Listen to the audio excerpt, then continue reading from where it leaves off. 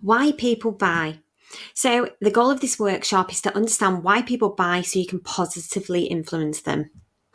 And here's what we'll cover: why people come to you and how you can make sure you're grabbing them, what compels people to make a purchase, and how you can use those motivating factors to tell a story, and how you can remove the final hurdles and make a sale.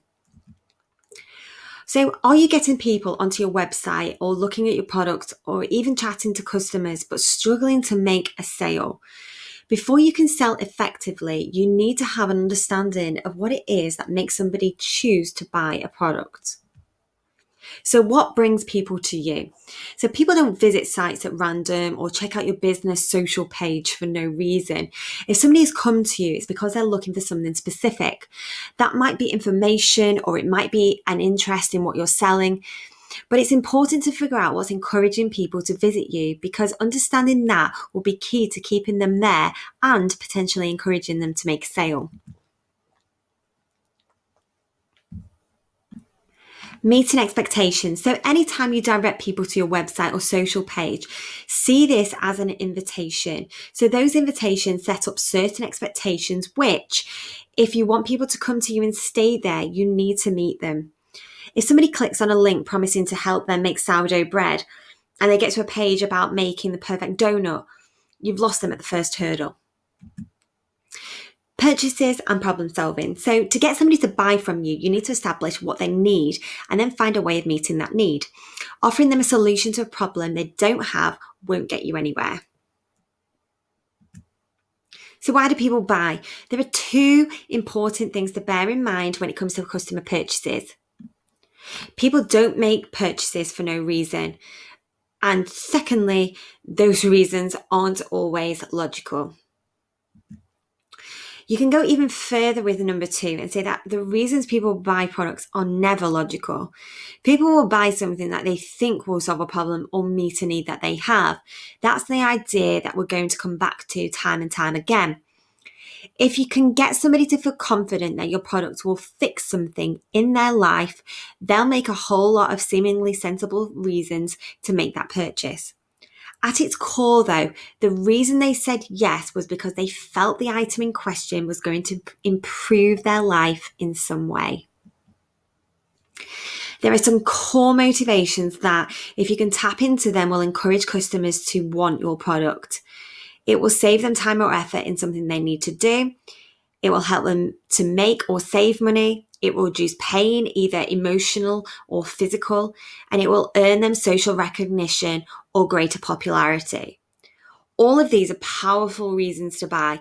And if you can make the case that your product will be able to do one or more of these things, you'll be much closer to making a sale.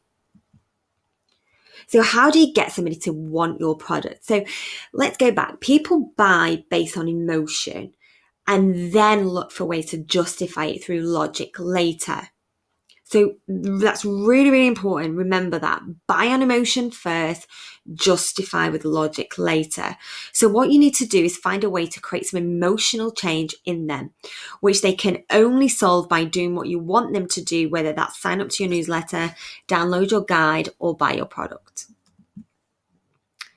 So storytelling. So the way to create that kind of change and to really grab them and hook them in emotionally is through storytelling. Tell a story that taps into one of those buyer motivations we discussed a moment ago, that makes them keenly aware of how much time they spend on this particular task, for example, or brings to mind discomfort that they're experiencing. So this can be a personal story about how you had this problem. It might be a specific customer story or a general one. The key is to tap into some experience that the customer might be having or might have had in the past, which you can use. So let's look at this example. You might talk about how much you've always loved starting your day with a coffee and how the ritual of stopping on your way to work to pick up a coffee felt like a mark of having made it as an adult. But then when you sat down to work out how much you were spending on coffee, you were horrified. At £2.50 for your daily latte, you were spending £12.50 a week on coffee. That was over £600 a year. You could spend a week in Spain for almost the same amount. And once you've got them thinking about how much they might spend on coffee over the course of the year and the great things they could be doing with their money instead, you can start thinking about how to introduce the coffee machine you can sell to them, which will make better coffee in less time for a fraction of the cost. But the important thing is to start by making a compelling case for why they have a problem that needs solving before you talk about what you're selling to fix that problem. It's essential to build rapport and to connect with them emotionally. Okay, so to be able to sell anything, you have to first get somebody to believe that sales copy has to tell a story, or it isn't going to make its case. So even once you've got your story though, you need to remember a couple of important points. So firstly, you need to be excited about your product, and that needs to come through loud and clear. If you're not enthusiastic about the thing you're selling, why should anybody else be? So if it isn't, that probably means you don't have a clear enough picture of the benefits your product can bring. If you don't have a clear sense of those benefits, you aren't going to be able to make a strong case for them. So figure out why what you are selling to them is so great and get excited about it. Another common issue with sales copy is that it's too much about what the thing is and about the person selling, and not enough about what it's going to do for your customer. You might start by telling a story about yourself, but you also need to make your story about the reader.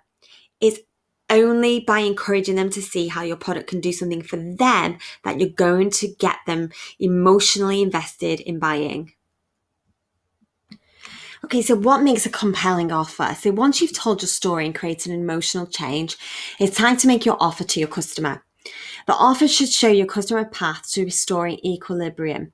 If you created concern over the back pain they're developing through inactivity, your offer should highlight the pain-free strength and flexibility they will enjoy after going through the exercise program you're offering.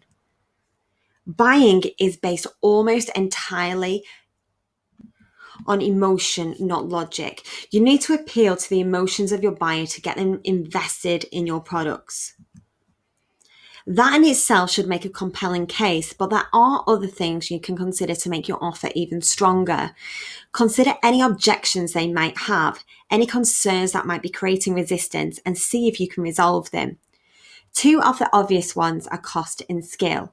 That is, are there any associated costs they might be worried about, or any skill that they might think they need? Look for ways you can address these as part of your offer, and you'll make it much easier for them to say yes. For instance, returning to our exercise program example, as tempted as your customer might be, perhaps they're worried about the equipment they might need to invest in order to make the most of it. You can go about addressing a concern like this in two ways, either by explaining that there won't be any additional requirements, or by including any required resources as part of the offer. So this is an example objection.